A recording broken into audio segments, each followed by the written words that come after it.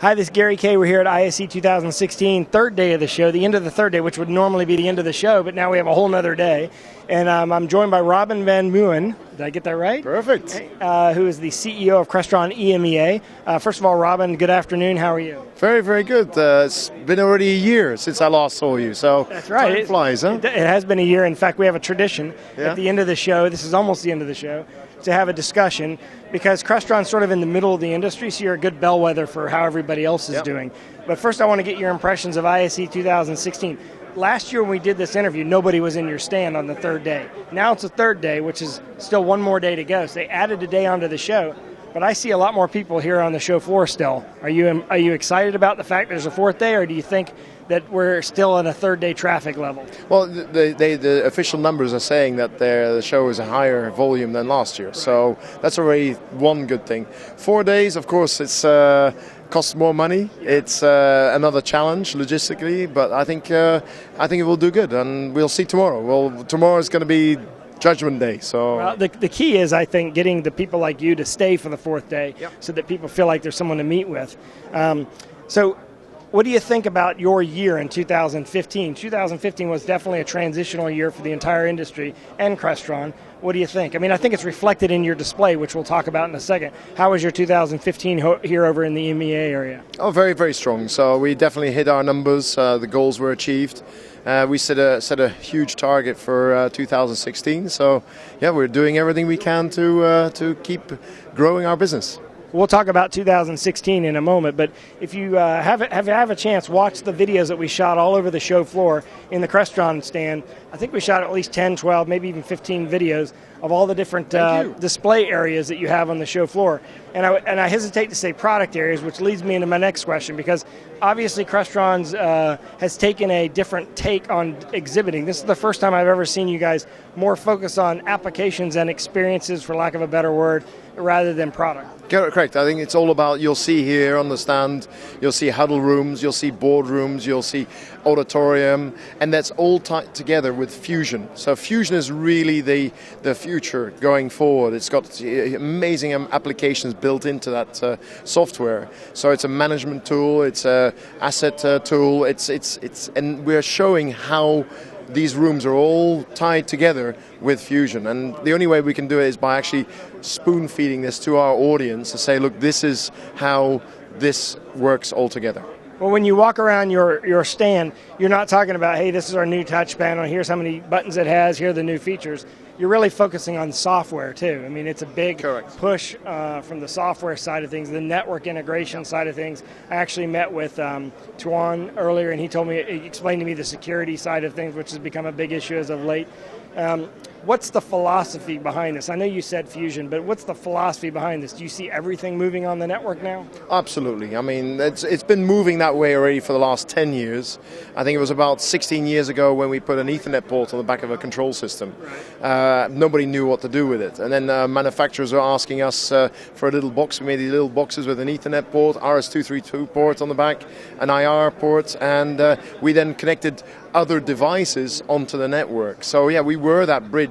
Crestron was used as the glue to glue all these things on the network. And now we're bringing it up to the next level, where it's all down to the management of all these assets and monitoring and servicing and maintenance. So you see the money opportunity for the integrator in the follow-up support after the sale? Absolutely. So it's not just a nice revenue stream for the integrator, but it's the user experience. The user experience is a lot slicker, the equipment, we know the equipment will be in good use, the equipment will be working, and the equipment will be configured to the use of that room in that for that particular meeting, for the size of the room, if it's 4 people, if it's 6 people, if it's 20 people. So it's all configured with this software tool. So it's extremely valuable for the user. I mean, I think I know the answer to this, but I'm going to still feed the question to you.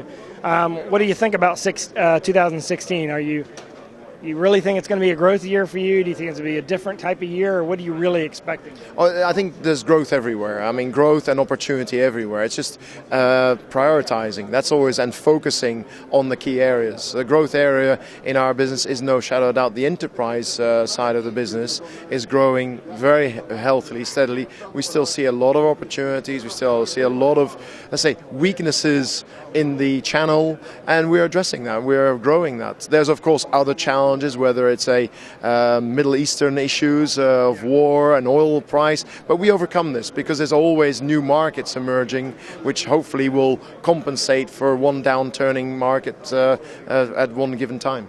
And in the EMEA, what is your breakdown as far as residential AV versus commercial AV, and where do you see that going in the future? I mean, residential AV is very different here than it is in North America, for example, because in North America, when you're doing a whole house, you're controlling thousands of devices potentially, literally, because you have big houses. Here you have smaller flats and smaller residential locations. How do you see that industry shifting and the effect of that industry on your business here in the EMEA? I think there's no shift. I mean, I think it's just the focus of our business. It's always been on the super high-end, super yachts, very high-end apartments. And if you go to all the major cities around Europe, Middle East, there's high-end apartments, high-end property, which have our equipment as a standard in it. So that market is still very steady, again, showing plenty of opportunity because it is a more of a challenging market segment. So the developers and the architects and interior design, they have to create more value. The technology has become now part of the fabric of the building, and it represents about 20% of our revenue, the residential market. So it is a very important market for us. So it's about the same as it is in North America, it sounds like. Okay, well, look, this has been great. I appreciate you taking the time. It's good to see you again too. You look the same, not even older or anything. So, hey, we both feel older, but hey, this is a great show. We love what we do, right? We do love what we do. We love the industry. Love the industry.